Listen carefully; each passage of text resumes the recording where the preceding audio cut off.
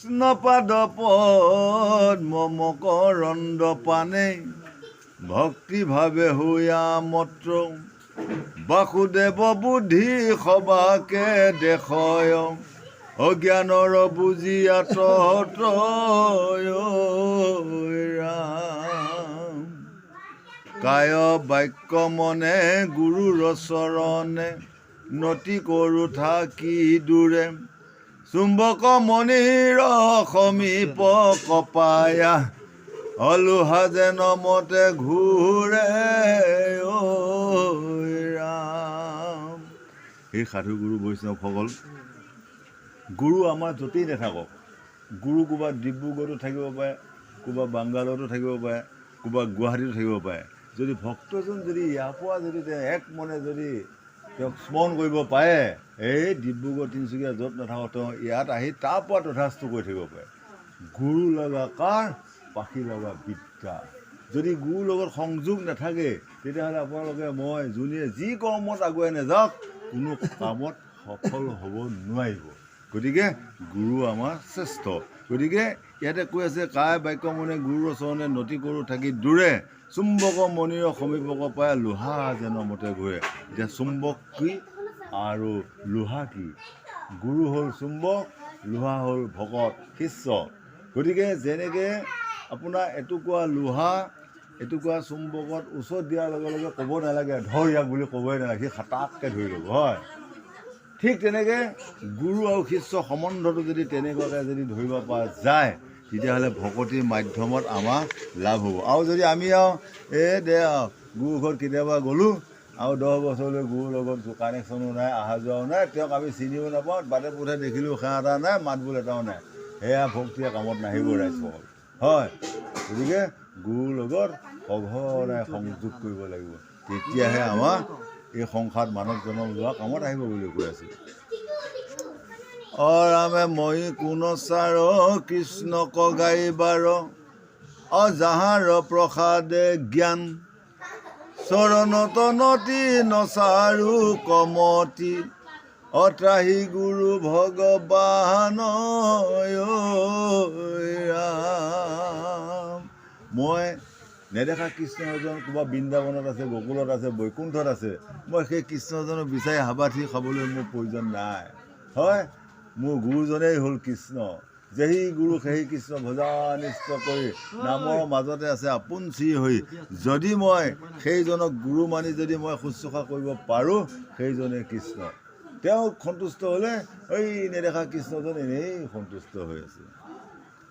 জয় জয় দেৱ চৰণে বন্ধু নাৰায়ণ নিৰাকাৰ সুৰ নৰ মুনি ধ্যানত নপাৱে অৰূপ ৰেখা নাহি যাৰ ৰাম। জয় গোটা তৰ্কে বাদ কৰি মৰে নপাৱয় পৰিচ্ছেদ সাক্ষাতে ব্ৰহ্মক কহিতে নপাৰে অশিষে মুখে কহে বেদ ৰাম। 6খন তৰ্কশাস্ত্ৰ আছে।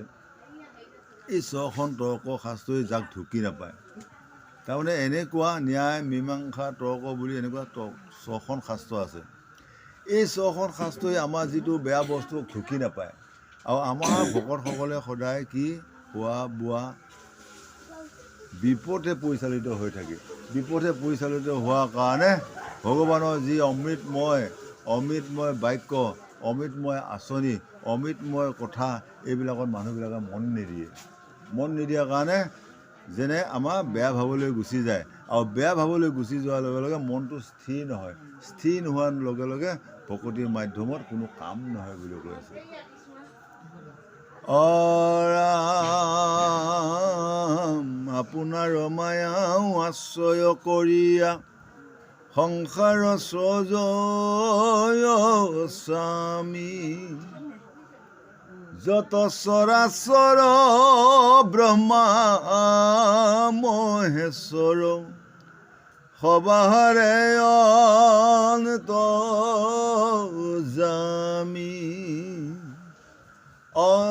মৎস্য কুৰ্ম আদি যতই অৱতাৰ ঈশ্বৰৰ অংশনিষ্ঠ বসুদেৱ ঘৰে ব্যক্ত ভৈলাও আখি সেহি পূৰ্ণ ব্ৰহ্ম কৃষ্ণ। কত ভাগ্যমত বসুদেৱ দৈৱকীৰ গৃহত আহি কৃষ্ণ মানে তেওঁলোকৰ মানে জন্ম হ'ল আহি পুত্ৰৰূপে। সেই জন্মত দৈৱকী আৰু বসুদেৱে কিমান সাধনা কৰিছিলে, কিমান ভাল কাম কৰিছিলে। ভাল কাম কৰাৰ কাৰণে আজি জগতৰ ঈশ্বৰক তেওঁ মাতৃৰূপে পিতৃৰূপে পাই গ'ল। আৰু আমিও যদি এটা ভাল যদি প্ৰভু ভগৱন্তক অৰ্চন বন্দন কৰি যদি এটা সুসন্তান জন্ম কৰা হোৱা হয়, আমাৰ সতি সন্তানবিলাকত একেবাৰে কৃষ্ণ ভক্ত প্ৰহ্লাদৰ নিচিনাই হ'ল হয়। কিন্তু আমাৰ দিনত আমাৰ সেইবিলাক ঈশ্বৰৰ ওচৰত অৰ্পণ নহ'ল। ঈশ্বৰৰ ওচৰত অৰ্পণ নকৰা ফলটো তেনেকুৱা হয়। ঈশ্বৰৰ ওচৰত যিটো এইটো আজি এতিয়া নৈবেদ্যখন আগবঢ়ালে ঈশ্বৰৰ ওচৰত অৰ্পণ কৰা হ'ল। ইয়াক যেতিয়া কামৰ শেষত যেতিয়া ভাগিবলৈ খোৱা যায় ধুনীয়া প্ৰসাদ হয়। কিন্তু আপোনালোকেও যদি ঘৰতে কেইটামান বুটমাহ ভিজাই পেলাই থৈ পেলাই খায় সেইটো ইমান সোৱাদ নাপায় হয়। আজি ইয়াতে ঈশ্বৰৰ পৰশটো পৰি গ'ল। গতিকে আমি যিকোনো কামটো কৰোঁতে যদি আমি ঈশ্বৰক অৰ্পণ কৰি কৰা যায় তাৰ ফলটো সদায় মধুৰ বুলি আমাক বুজাই আছে। ৰাম হেনন্দ নন্দন জগত বন্দন চৰণে শৰণ লৈলো কৃষ্ণৰ পদৰ মধুলে ভৱাসে সেইধনে বিকয় গৈলো মিছে যে কহয় ভৱ দুসময় চৰণে নেৰিও দয়া 84 নৰক গৃহে থাকি ভুঞ্জু অগুচায়ো সংসাৰ মায়া। প্ৰতি গৃহে গৃহে আমাৰ কি হয় 84 নৰকত আমি ভোগ কৰি আছোঁ। যেনে ৰাতিপুৱাৰ পৰা গধূলিলৈ কিমান আমি বেয়া কাম কৰি আছোঁ, কিমান জীৱ বধ কৰি আছোঁ, ইয়াৰ কোনো লেখা জোখা নাই। গতিকে আমি এইবিলাকৰ পৰা সেই পাপৰ পৰা মুক্তি পাব লগা হ'লে আমি কি কৰিব লাগিব? কৃষ্ণ নাম আমি জপ কৰিব লাগিব, সাধু সংগ কৰিব লাগিব, ভাল কাম কৰিব লাগিব, জ্যেষ্ঠজনক সেৱা কৰিব লাগিব, গুৰুজনক গুৰু মানে সেৱা কৰিব লাগিব, পিতৃ মাতৃক সদায় গুৰু হিচাপে সেৱা কৰিব লাগিব। তেতিয়াহ'লে এই আমি কোৱা অপৰাধবিলাক কাটা যাব। আৰু যদি তাকে নকৰোঁ, খোৱা বোৱাতে মচগুল হৈ আছোঁ, গতিকে যিমানবিলাক পাপ অৰ্জন কৰি আছোঁ ই কেতিয়াও কাটা নাযায় বুলি আমাক কৈ আছে। ৰামে যিটো গৃহবাস ভাৰজাৰে খেদাস কহিলো পৰমৱাৰ যাওঁ বানৰক যেন নৰ্তকে নচাৱে অস্বামীক নচাৱে ভাৰ যাওঁ ৰাম। মোৰ পুতদাৰ বস্ত্ৰ অলংকাৰ কেন মতে ভালে খায় ৰাতি দিনে মন কৈত পাইব ধন অয়েহি সমাধিতে যাই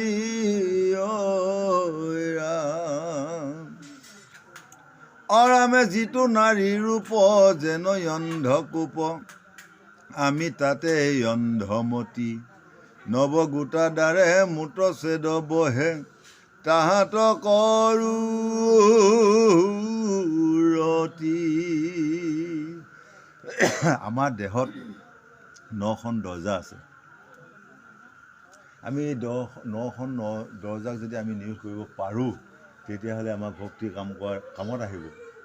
আৰু যদি ইয়াত যদি এখন দৰ্জাও যদি খোলা থাকে তেতিয়াহ'লে ভক্তি কৰিলে কামত নাহে। যেনে যোগ প্ৰাণায়াম যেতিয়া কৰা হয় ভকতসকলে এই 9খন দৰ্জা বন্ধ কৰি জীৱ তলৰ পৰা ঊৰ্ধ্ব এটা কৰি দিয়ে। ঊৰ্ধ্ব এটা কৰাই হ'ল আসন প্ৰাণায়াম হয়। এই যোগ প্ৰাণায়ামৰ দ্বাৰা মানুহে কি কৰিব পাৰে, ভকতে কি কৰিব পাৰে, আয়ুটো বঢ়াই নিব পাৰে। আৰু কাৰোবাৰ যদি ভগৱন্তই দিয়া যদি 100 বছৰ আছে, যদি যোগ প্ৰাণায়াম যদি সদায় যদি ৰেগুলাৰ কৰি থাকে, যোগ মানে বিয়োগ নহয়, যোগ একে একে 2 হয়, সেইটো যোগ কৰি থাকিলে তাৰমানে আয়ুসটো বাঢ়ি যায়। আৰু যদি বিয়োগ হয়, যেতিয়া 10 5 গ'ল কিমান 5 থাকিল, 5টা গুচিয়ে গ'ল, এই 5টা যদি আজি 5টা গ'ল কালি এটা গ'ল কওঁকৈ 20 হাজাৰকৈ আয়ুটো কমি গ'ল যে 100 বছৰটো সেই 60 বছৰ হ'ল হয় এই মহা সাধুসকলে কি কয় তেওঁলোকে যোগ প্ৰাণায়াম কৰি ভগৱন্তই দিয়া বয়সতকৈ আৰু 20 বছৰ এটা বাঢ়িহে যায় যেনেকৈ এতিয়া তোমালোকৰ এতিয়া সেয়া বোৱাটো কিমান বছৰ 100 বছৰ পাৰ হৈ গ'ল হয় কোনোবা বছৰ আকৌ এতিয়া 50 বছৰ 40 বছৰতে ঢুকাই যায় কিহৰ কাৰণে নীতি নিয়ম সংযম নোহোৱাৰ কাৰণে আমি সোনকালে গুচি যাব লাগে যাৰ এইবিলাক ৰেচক কুম্ভক আছে ঈশ্বৰৰ নামৰ লগত সংযোগ আছে ভগৱানৰ লগত সংগতি আছে সেইসকলে তেওঁলোকৰ কৰ্মৰ দ্বাৰা আগুৱাই 100 বছৰ পাৰ কৰি দিব এতিয়া আমাকো কৈছে সেই সাধুসকল এবাৰ মনুষ্য জন্ম লৈ আপোনালোকে ভাল কাম কৰকচোন ভকতে ভাল পোৱা কাম কৰক বৈষ্ণৱে ভাল পোৱা কাম কৰক পিতৃ মাতৃয়ে ভাল পোৱা কাম কৰক তেতিয়াহ'লে আপোনালোকেও বহুদিন জীয়াই থাকি ভাল খাদ্য খাই ভগৱানৰ একে সেৱা শান্তি খাই থাকিব পাৰিব বুলি আমাক বুজাই আছে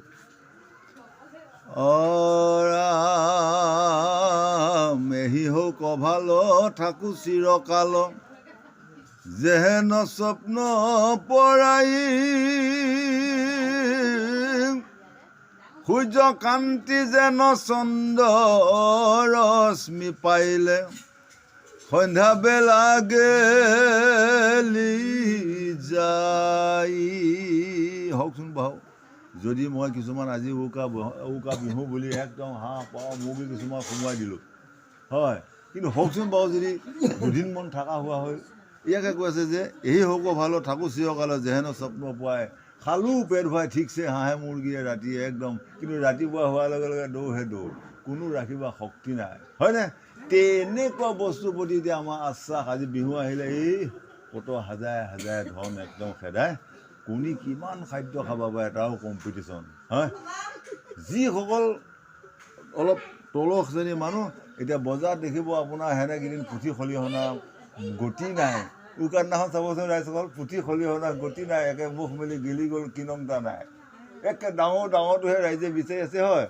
গতিকে আমাক কৈ আছে হওক সেই সোপা যদি পেটত সোমোৱাই লৈ যদি ৰাখিব পৰা ব্যৱস্থাটো থাকিল হয় এতিয়া সেইটোৰ ব্যৱস্থা নাই গতিকে যি সোপা বস্তু আমাৰ অন্তৰত হৃদয়ত ঠাই নলয় সেই সোপাৰ কাৰণে আপোনালোকে লোভটো এৰি দিয়ক এৰি দি ভগৱন্তই ভাল পোৱা ফল মূলবিলাক খাই থাকক তেওঁ দৌৰি আহি একেবাৰে ভাল ফল এটা দি থাকিব হয় আৰু তাৰ দ্বাৰা আপোনাৰ কামত আহিব আৰু বেয়া ফলটোৰ দ্বাৰা আপোনাৰ সদায় ইপিনে গ'লে হাঁহ কাজিয়া সিপিনে গ'লে ক'ৰবাত টঙনিয়ালে কোনোবাই হয়নে এটা বেয়া বস্তু চাবচোন বেয়া সন্তান এটা জন্ম কৰি থৈ দিয়ক সি সিপিনে যোৱাৰ লগে ক'ৰবাত কাজিয়া লাগিবই হৈ পেলাই হয় সি মাৰিব নহয় তাক মাৰিব এনেকুৱা গতিকে সেইসকলৰ নিচিনা যাতে সতি সন্ততি হৈ যাতে গাঁৱে ভূঞে যাতে উপদ্ৰৱ নকৰে যাতে সৎ সন্তান এটা জন্ম কৰি যাতে সৎ ল'ৰাটোৱে যাতে আমি শান্তি পাই থাকোঁ তেনেকুৱা এটা ব্যৱস্থা কৰি আমি ঈশ্বৰমুখী হ'লে আমাৰ আত্মাই গতি পাব বুলি আমাক বুজাই আছে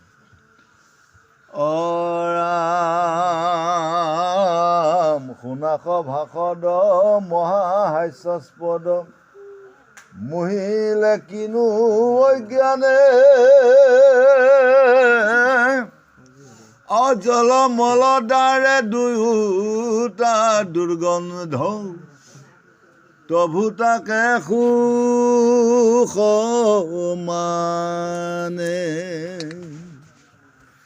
অৰাম পৰৰ জীউক বিহা কৰি আনি তাতে কৰ বহু ভোগ তাহাক লাগিয়া বাপ মাও এৰে তেজয় বন্ধু বান্ধৱ এতিয়ালৈকে চাওক আপোনালোকে পৰৰ এগৰাকী ছোৱালী বিয়া কৰি অনাৰ পিছত সেইদিনাখনৰ পৰা লাহে মোৰ নিজৰ মাতৃ বেয়া হ'ল মোৰ নিজৰ পিতৃ বেয়া হ'ল মোৰ নিজৰ সুদৰ ভাই বন্ধু বেয়া হ'ল চব বেয়া হ'ল এতিয়া মোৰ মানুহজনীহে ভাল চাওক আপোনাৰ মানুহজনীয়ে বনাই দিয়াটো মজা মোৰ মানুহজনীহে ভাল মানুহজনীয়ে বনাই দিয়াটো একে খুব সুন্দৰ আগতে মোৰ মায়ে একে কি ধুনীয়াকৈ লাই শাকৰ তৰকাৰী একেবাৰে সুন্দৰকৈ তাত উৰহি নিচিনা গুটি এটাত আছে ডাঙৰ উৰহি ছটা তাত গুটি এটা আছে লাই শাকৰ তৰকাৰী বনাই খাৰ দি ভাতৰ মাৰ দি সেই গুটিকেইটা পেলাই দিলে একেবাৰে পথাৰ বেহে খাং স্কুলৰ বেহে খাং কি মজা কিন্তু এতিয়া আজিকালি এতিয়া সেইবিলাক তৰকাৰী মানে এতিয়া ভাল নালাগে হ'ল মানুহজনীয়ে বনাই দিয়া একেবাৰে মছলা দিয়া ই মজা হয় গতিকে সেই কৈ কৈছে সেই সাধুসকল তোমালোকে যদি সদায় বিষয় বাসনাতে থাকা তেতিয়াহ'লে এই আত্মাক গতি দিব পাৰিবা নোৱাৰিবা।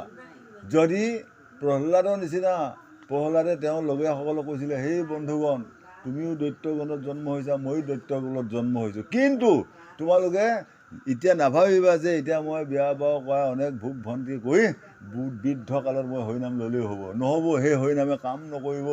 গতিকে যিমানে বিষয় বাসনাত নাথাকা সৰুটিৰ পৰা হৰিনাম ল'বলৈ অভ্যাস কৰা, ৰিহাৰ্চেল কৰিলেহে নাটক এখন কৰিব পাৰিবা। যদি একো এতিয়া ৰিহাৰ্চেল কৰা নহয়, শেষ সময়ত যেতিয়া যম ৰজাই ক'ব ক বুলি কচোন বুলি কওঁ, যেতিয়া কটো মুখত নাহিব, মাৰ চ এইফালে কাঠিয়া, আকৌ এইফালে আহাৰ ল'লে এইফালে ল এইফালে এটা চ, আকৌ এইখন মুখে হৰিনাম নলয় বুলি মাৰ এক পাত চ, তেতিয়াহ'লে চহে চ, কিমান চ খাম।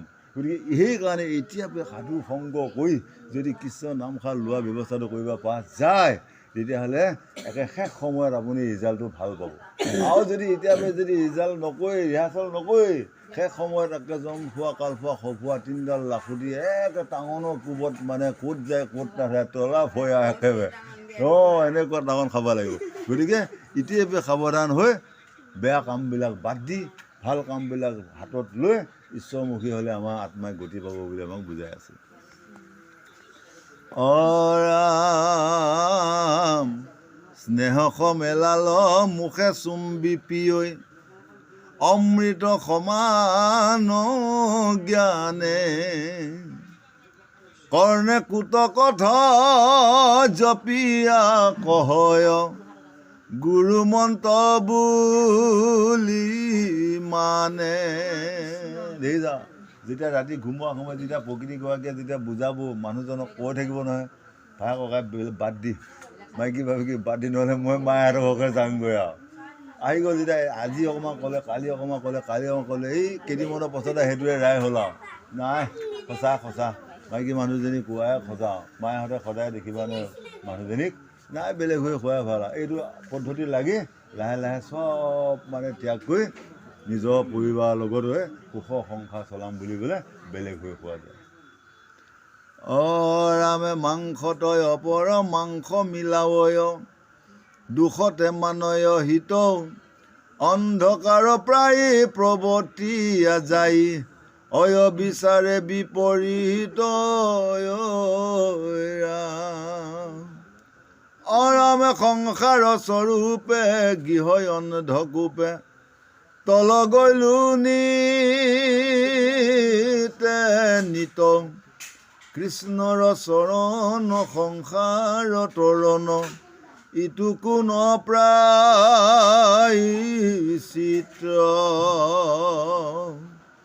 ইটো অধৰ্মক নামক নলাগে, সন্দাইব সংযম দ্বাৰে, চিগালক লাগি সিংহক নলাগে, কুকুৰে খেদাইতে পাৰে। যদি এইখন গাঁৱত যদি এজন গুণী জ্ঞানী পণ্ডিত সাধু বৈষ্ণৱ থাকে, সেইখন গাঁৱত সেই এজন গুৰু জ্ঞানী পণ্ডিতৰ দ্বাৰাই সেই গাঁওখন উদ্ধাৰ হৈ থাকে, কোনো মাহিমক বেমাৰ আজাৰ বিপদ নাহে। হয়, সেইকাৰণে কৈ আছে নাম হ'ল সিংহ। এই এটা শিয়ালক খেদিবৰ কাৰণে কোনো লাখুটি প্ৰয়োজন নাই। শিয়ালটো ধৰ হৈ বুলি ক'লে শিয়াল লৰহে লৰ দিব, কিন্তু সিংহটোক আপুনি এডাল লাখুটি লৈ গ'লেও লৰ নামাৰিব। সিংহ হ'ল নাম। নাম ইমান মহাকাল, নামে কাৰোবাক ধ্বংস কৰি দিব পাৰে, নামে কাৰোবাক ওপৰলৈ লৈ যাব পাৰে। আমি যদি নাম লোৱাটো যদি শুদ্ধ কৰোঁ, সেই নামে তাই আমাক বৈকুণ্ঠ সুখ দিব পাৰে। আৰু যদি আমাৰ নাম লোৱা ভাল নহয়, সি আমাক নিম্নগামী নগামী কৰি দিব পাৰে, হয়নে? মই যদি দেখা চা ভকতি কৰি থাকোঁ, ভিতৰে ভিতৰে বেয়া কাম, ওপৰতে মহাভকত, তলে তলে বেয়া কাম, দিনত হ'লে হয় হয়, ৰাতি হ'লে ঘৰে ঘৰে, এইবিলাক যদি বেয়া কাম কৰি ফুৰোঁ, তেতিয়াহ'লেতো আৰু সি নখ যন্ত্ৰণা ভুগিবই লাগিব। তাকে কৈ আছে আমাক। ৰাম সংসাৰ স্বৰূপে গৃহ অন্ধকূপে, অতল গৈলো নিতে নিত, কৃষ্ণৰ চৰণ সংসাৰ তৰণ, ইটো কোন প্ৰায়চিত, অপাৰ সংসাৰ সুখে হুৱে পাৰ, যিটো স্মৰে ৰামবাণী, কাকক লাগি সুবৰ্ণৰ ভাণ্ড, যেন নকৰ হানি। সেই সাধুগুৰু বৈষ্ণৱসকল, আমি এটা সময়ত গোটেই মানুহবিলাকত ভকতবিলাকত গালবিলাকত একে টুপটুপীয়া হয় কিমান ধুনীয়া এটা হৈ আছিলোঁ হয়। কিন্তু লাহে লাহে লাহে লাহে লাহে যেতিয়া এগৰাকী পৰ জীয়ৰী বিয়া কৰি আনিলে আৰু আইগৰাকীও এজন পৰ মানুহৰ লগত আপোনাৰ বিয়া বিবাহ হৈ গ'ল, হৈ লৈ চাওক আপোনাৰ কেনেকুৱা এতিয়া গাল শপতা শপতি হৈ গ'ল। আৰু এটা কথা মন কৰকচোন, আইসকলৰ কিমান দুখ। মই আইসকলৰ কথা বহুত ভাবি থাকোঁ। আইসকলক কোনোবাই জন্ম দিলে, ডাঙৰ দীঘল কৰি পঢ়া শুনা মানুহ কৰিলে, সেই আইগৰাকীয়ে যাবিলাকক ক'ৰবাত দেশত যায় মতা মানুহ এটা নিচিনা মতা মানুহ এটাৰ লগতহে বিবাহ বাৰু আবদ্ধ হৈ গ'ল। এইটো কম সাংঘাতিক কথা নে? আমি মাইকী মানুহ হোৱাই কিন্তু যাবই নোৱাৰিলোঁ হৈ জান পাওঁ। মই হ'লেও ভাবি থাকোঁ হিকা মাইকী মানুহ হোৱাই আমি ক'ত যাওঁগৈ ঘৰখন এৰি পেলাই। সেইকাৰণে মই ভগৱানে মই এতিয়াও কৈ আছোঁ, প্ৰভু অহা জন্মত মানুহ দিলেও মতা মানুহ দিবা, মাইকী মানুহ এইবিলাক ৰন্ধা বা গা ধোৱা এই ক'বা আমি কৈ থাকিব নাই হয়। লোকক ৰান্ধি দিলি খোৱা আমি হয়, আমি মতা মানুহবিলাক তেনেকুৱা হ'লেও মাইকী মানুহ সহায় কৰি থাকোঁ। গতিকে মাইকী মানুহবিলাক চাওক, ৰাতিপুৱা হোৱাৰ লগে লগে তেওঁলোকে কিমান কৰ্তব্য। ৰাতিপুৱা হোৱাৰ লগে লগে গা পা ধুই নিজৰ পুত্ৰ ল'ৰা ছোৱালীবিলাকৰ লালন পালন কৰি আকৌ দুপৰীয়া হোৱাৰ লগে লগে আকৌ তেওঁলোকৰ কিমান কৰ্ম, একেবাৰে আকৌ ধুবা কাম আহি গ'ল, কাপোৰ কানি ধোৱা সেয়া সেইখিনি সময়ত তেওঁলোক ধুবা হৈ গ'ল। ৰাতিপুৱা একেবাৰে নিজৰ মাতৃ হৈ গ'ল, মাতৃ হৈ ল'ৰা ছোৱালীসোপাক খোৱা বোৱা ব্যৱস্থা কৰি দিলে। আকৌ আবেলি হ'ল, আকৌ ল'ৰা ছোৱালীসোপা স্কুলৰ পৰা আহিলে, আকৌ খোৱা বোৱা ব্যৱস্থা কৰিলে। হৰে কৃষ্ণ হৰি বল। গতিকে চাওক এতিয়া আইসকলে চিন্তা কৰক যে অহা জন্মত যাতে আমাক মতা মানুহ এটা জন্ম কৰি দিয়ক, যাতে আমিও যাতে ধুনীয়াকৈ চলি থাকিব পাৰোঁ আৰু।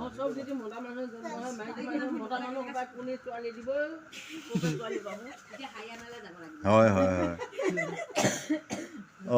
ৰাম ঈশ্বৰৰ নাম কেহু নোহে সম, কেৱলে মুখ্যৰ হেতু, স্মৰণ মাতকে দহে নিৰন্তৰে, অপাতকৰ ধূমকেতু ৰাম। গীতা তই আছয় সৰ্বশাস্ত্ৰ অৰ্থ, লৈ বাহা বিচাৰি চাই, গীতা সমুদ্ৰত শান্তুৰ মেলিলো, গুৰু কি পায়াল পাই, জ্যোতি ব্ৰহ্মচাৰী গৃহী বানপ্ৰস্থ, চাৰিৰো আশ্ৰম ধৰ্ম, চাৰিৰো লক্ষণ আচাৰ কহিবা, যাৰ যেন মত কৰ্ম। ৰাম ব্ৰাহ্মণ ক্ষত্ৰিয় বৈশ্য শূদ্ৰ চাৰি, বৰ্ণৰ আচাৰ যত, কৰ্ম কিয়া দান স্বধৰ্ম কহিবা, অভক্তিৰো কহি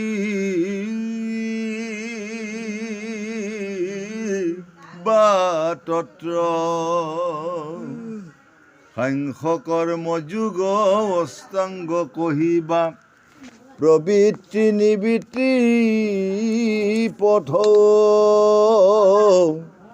জ্ঞান ভক্তি দুয়ো সমস্তে কহিবা, দৈবী আসুৰীৰ মত। যে সেই সাধুসকল আমাক চাৰিটা লক্ষণ হিচাপে আমাক বুজাই আছে। ব্ৰাহ্মণ, ক্ষত্ৰিয়, বৈশ্য, শূদ্ৰ, এই চাৰিটা হ'ল আমাৰ জাতি। তাৰে কিছু কিছু লোক ব্ৰাহ্মণত পৰিছে, কিছু কিছু লোক ক্ষত্ৰিয়ত পৰিছে, কিছু কিছু বৈশ্য, কিছু কিছু শূদ্ৰ। আমি ব্ৰাহ্মণ কুলৰ। গতিকে আমি ব্ৰাহ্মণ কুলক জন্ম লৈ আমি যদি বেয়া কাম কৰোঁ, আমাক কোনো শাস্ত্ৰই উদ্ধাৰ নকৰে। হয়, যাৰ যি কৰ্ম, যাৰ যি ধৰ্ম, যাৰ যি প্ৰণালী, আমি সেইটো কৰিব লাগিব। আমাক ঈশ্বৰ সংগ কৰাৰ কাৰণে আমাক মানৱ জনম হিচাপে পঠাইছে। আমি দুটা ভাগ আছে, ভক্তি এটা হ'ল দৈবিক, এটা হ'ল আসুৰিক। গতিকে প্ৰহ্লাদে দৈবিকটো বা আসুৰিকটো বাদ দি দৈবিক ল'লে। তেওঁলোকে আসুৰিকতে জন্ম হৈ আকৌ মানে দৈবিক গুণটো তেওঁলোকে লৈছিলে, তাৰমানে বেয়াতে জন্ম হৈ ভাল কৰ্মটো কৰিছিলে। গতিকে আমাকো কৈছে যে দৈবিক আৰু আসুৰিক দুটা পথ আছে, গতিকে আপোনালোকে আসুৰিকটো বাদ দিয়ক, দৈবিকটো লওক। দৈবিকটো ল'লে আপোনালোকে সহজে এই ইহকাল পৰকাল শান্তি পাব বুলি আমাক ধুনীয়াকৈ বুজাই আছে। বুজিছে নেকি বুজাই?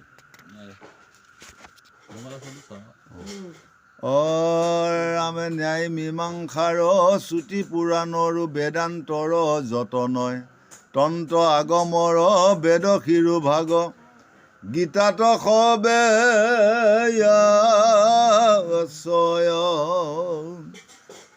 ৰাম সগুণ নিৰ্গুণ সাকাৰ চিন্তন বৈৰাগ্যৰ যে মত বন্ধমুক্ত জীৱ দেহাত্মা কহিবা সকাম নিষ্কাম তত্ৰ সগুণ আৰু নিৰ্গুণ।